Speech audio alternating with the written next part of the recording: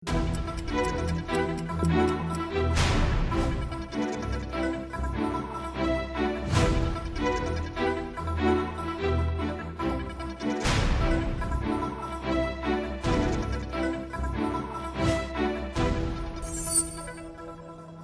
ังอยู่ระหว่างกระบวนการเดินหน้าออกจากสหภาพยุโรปนะคะสำหรับสหราชอาณาจักรหลังจากการลงประชามติเมื่อ 23 มิถุนายน ตอบโจทย์วันนี้ดิฉันคุยกับเอกอัครราชทูตสหราชอาณาจักรประจำประเทศไทยท่านทูตไบรอัน เดวิดสันที่เพิ่งจะมาประจำในไทยยังไม่ถึง 2 เดือนเต็มนอกจากแนวทางการทำงานในฐานะเอกอัครราชทูตแล้วมุมมองชีวิตส่วนตัวไม่ธรรมดาค่ะเพราะว่าท่านทูตสมรสกับคู่รักเพศเดียวกันที่ประเทศจีนก่อนที่จะมาประจำที่เมืองไทยค่ะ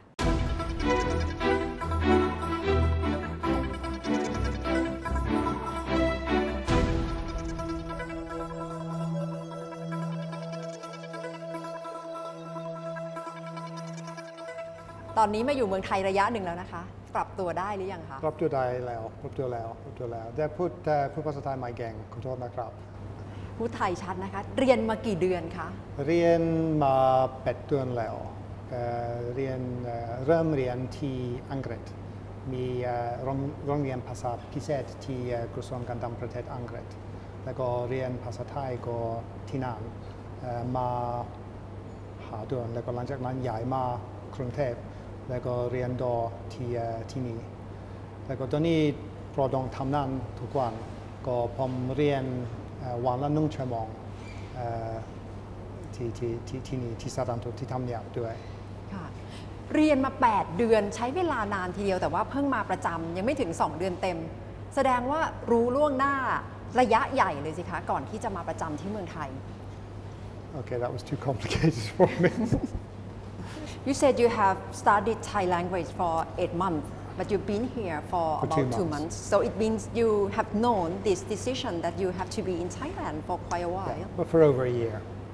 So when I was working in Shanghai, I was appointed by my government to be the next ambassador here, which is normal, and that gave me some time between leaving my post in Shanghai to do some training courses in London, but also to start learning a bit of Thai. But it's a very difficult language, as you have discovered. Why do you think it's difficult? Because you speak Chinese very fluently. I think probably I have got used to Chinese, and I have lived in China for many years. But I think the grammatical structures in Thai are a little more complicated. Reading is easier, and I think it's just a question of getting used to the rhythm of a language and new vocabulary and different accents. So, it feels more difficult. I'm sure in reality it's easier. For British ambassador, if you know that you have to come to take this post in Thailand, what's your beginning point of preparation? So I think the beginning point is you do a little bit of research about the country you're going to, but mostly about the nature of the relationship between the UK and Thailand. I talked a lot to my predecessor, Mark Kent, who gave me some advice on articles to read, but also businessmen I should speak to in Britain about the business environment here.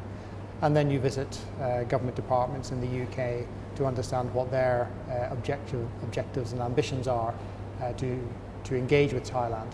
And that gives you a bit of a basis.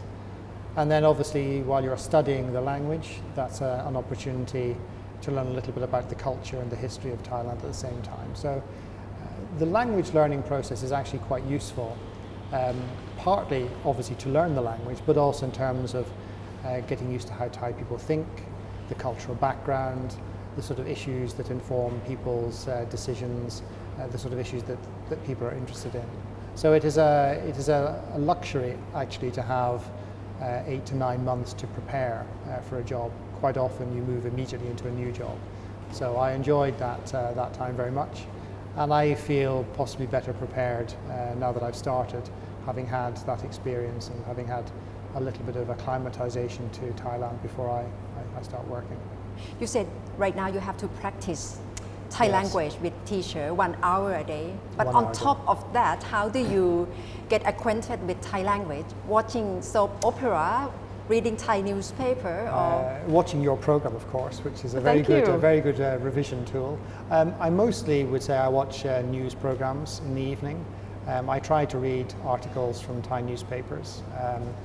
Quite often my team in the embassy will recommend articles on current affairs, either political or economic or foreign policy, which is useful vocabulary and also helps me understand something about the political discourse.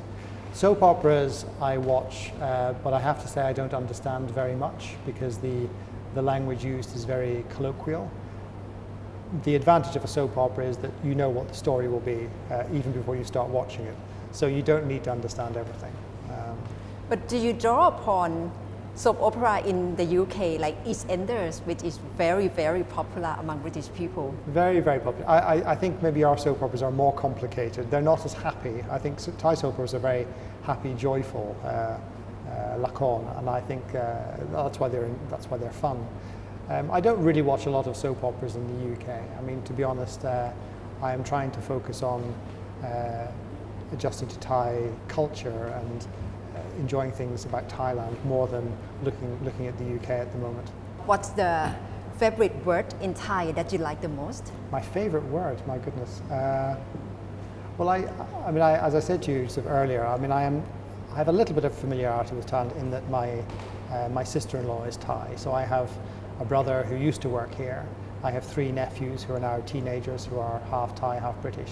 So I have visited a lot, and I enjoy Thai food very much. So I think the Thai food is the bit I enjoy the most. What's your favorite dish? Well, you will laugh at me, but I like sai ua. Sai ua. Sai ua. Oh, that's northern food. Yes, I like spicy food. I like very spicy food, which may be slightly unusual for a British person. And I enjoy street food. So I would much rather go and eat from a cart on the street than go to a restaurant. And I know. Where's your favorite place for street food in Thailand? Well, I used to live on Soi Sum Plu down near Lumpini, which is a lovely street. It's got lots of great food vendors, a couple of nice bars, a nice wet market, really nice atmosphere. So for the moment, that is where we go back to escape the fancy living around here and go and enjoy real Thai life. We just had referendum on 7th of August, and you had referendum on 23rd of June. Correct. Not long before us. Indeed. What do you see similarities or differences between the 2 referendums from your view? Well, I mean, I think there were very different referendums about very different things, and I think certainly in the UK's case, it was. The issue of the United Kingdom's participation in the European Union institutions has been an ongoing debate for a number of years. And certainly the previous Prime Minister, David Cameron, felt that it was time to take that debate to the public and to hear from the general public their views about what the direction should be in terms of the United Kingdom's involvement in the European Union.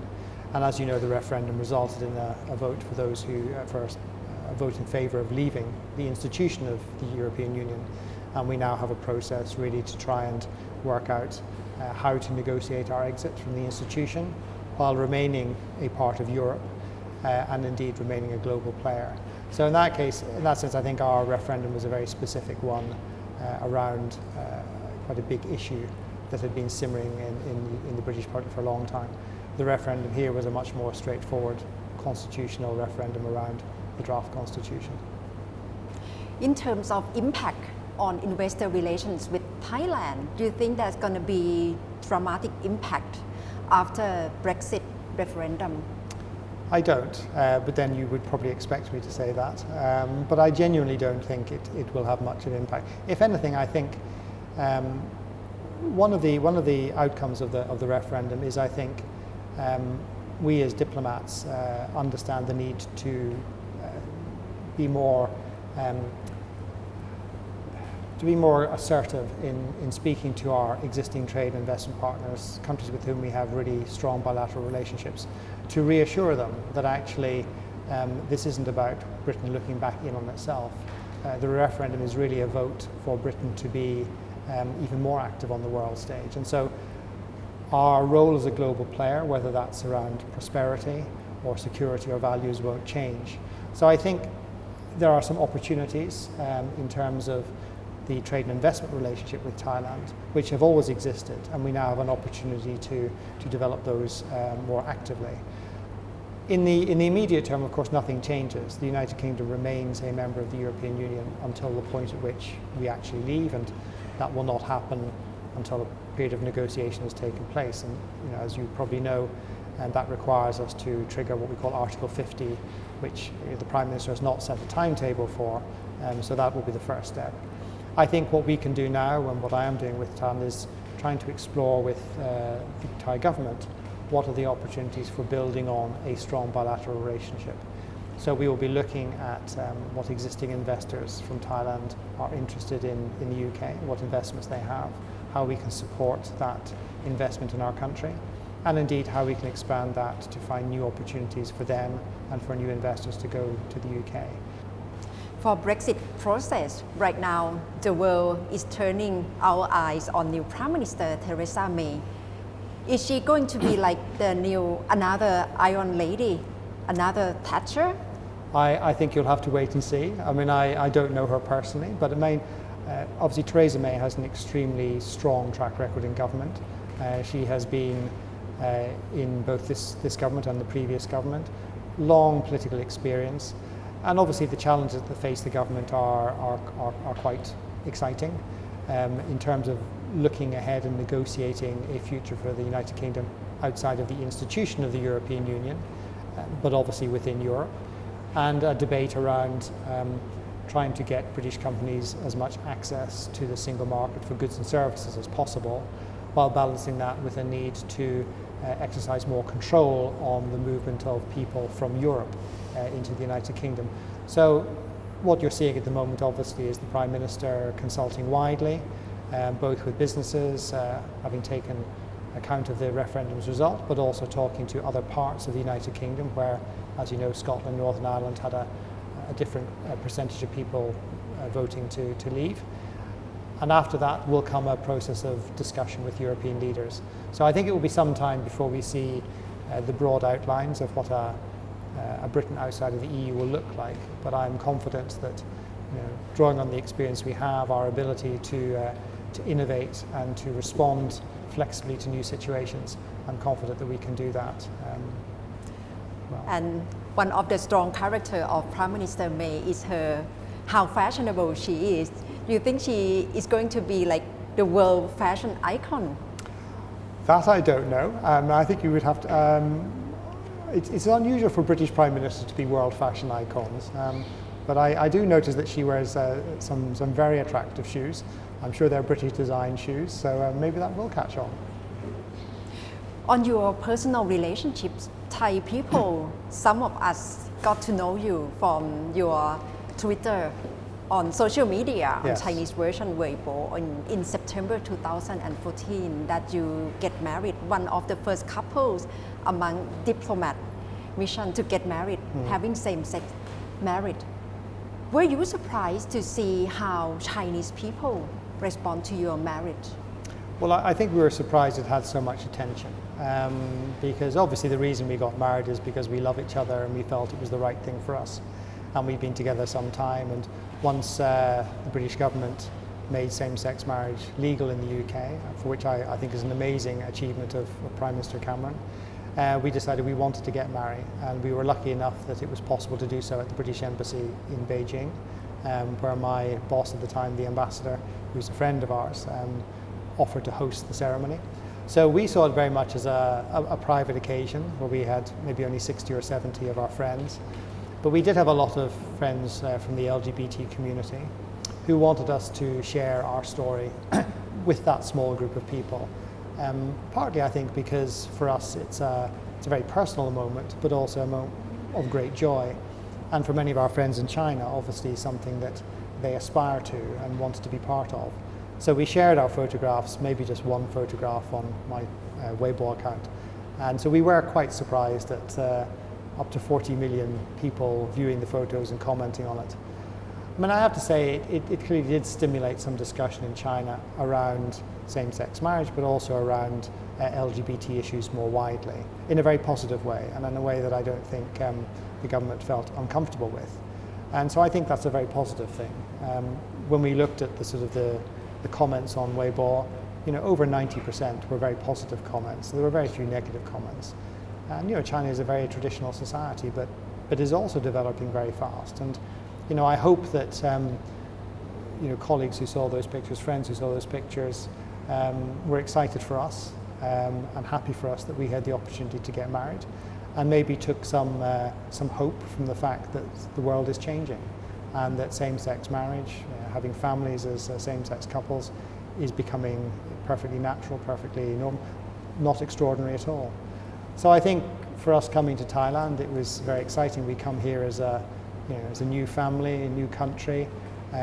We don't feel that we're in any way different from any other couple, and certainly the reaction I've had from people here is that it is nothing unusual, actually. So far, how has Thai society reacted to your arrangement?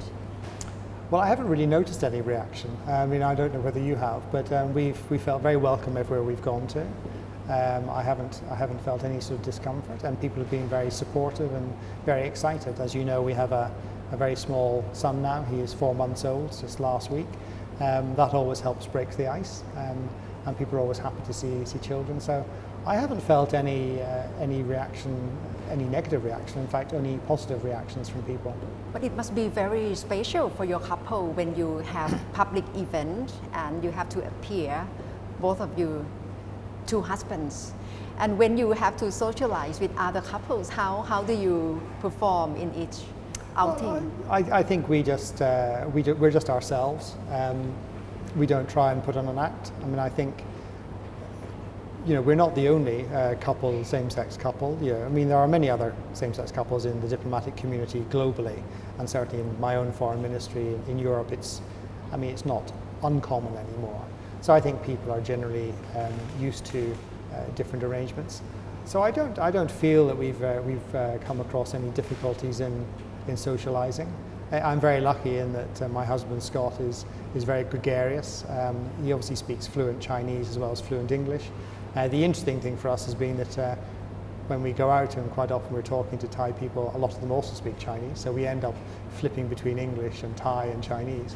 So I don't think it's been a particularly difficult Any difficulty in terms of childcare, because it's like your baby, your son has two fathers. What's the arrangement for childcare? Well, the arrangement for childcare is obviously we will both be working, and therefore we have employed a nanny during the day to look after Elliot during the day. But I think because there are no preconceived notions about what our roles should be, it is very much a partnership in terms of looking after Elliot. And our objective has been all along is that we want to provide a loving, safe, stable environment for our child, a proper family environment. So we share all the duties. The only fights we have are who gets to feed him next and who gets to, so we both want to do it. So we're always arguing, it's my turn, I would like to do it. And we make a particular effort that I've arranged our day so that when Elliot wakes up in the morning, we feed him, we change him, and then when the nanny arrives, he's all clean and happy. We've spent some time with him. I try and come back during the day to see him during the day because I miss him. And then we make sure in the evening that we're there to feed him and put him to bed and take care of him, bath him and all that sort of stuff. So I think it's around organisation, and like any couple, finding the balance where you obviously want to be as good as you can be in your job, but equally you want to make sure that you have time for your family and that your family is getting the attention it needs and deserves. Do you find your public life or your career being more difficult after this marriage? I'm not sure it makes any difference in terms of my career. I think I'm very lucky in that the UK has been very supportive of same-sex couples, and certainly in terms of my career, there's never been any suggestion that being gay or being married to a man would make my life any more difficult or my career any more difficult. And indeed, I would say that my ministry has been particularly supportive in making sure that they're looking for jobs I can do where I'm qualified for the job, but also in an environment where I can have a happy family life as well. The answer to your question is I think I am happier in a happy marriage and with my family. So I think I do my job better simply because I'm happy and I have a very loving, supportive husband and a child to go with that. มุมมองของเอกอัครราชทูตสหราชอาณาจักรประจำประเทศไทยค่ะท่านเอกอัครราชทูตไบรอัน เดวิดสันนอกจากมุมมองที่เล่าให้เราฟังถึงกระบวนการที่จะออกจากสหภาพยุโรปแล้วนะคะท่านทูตได้แลกเปลี่ยนความคิดเห็นและเรื่องราวชีวิตส่วนตัวนะคะในฐานะที่เพิ่งจะได้แต่งงานกับคู่สมรสซึ่งเป็นผู้ชายนะคะและถือได้ว่าเป็นคู่แรกๆของนักการทูตแห่งสหราชอาณาจักรที่จัดการแต่งงานของคนรักเพศเดียวกันค่ะซึ่งถือว่าเป็นอีกหนึ่งก้าวสำหรับประเทศอังกฤษที่เปิดกว้างในเรื่องนี้ค่ะทั้งหมดคือตอบโจทย์และที่นี่ไทย PBS สำหรับคืนนี้ดิฉันณัฐฐา โกมลวาทินสวัสดีค่ะ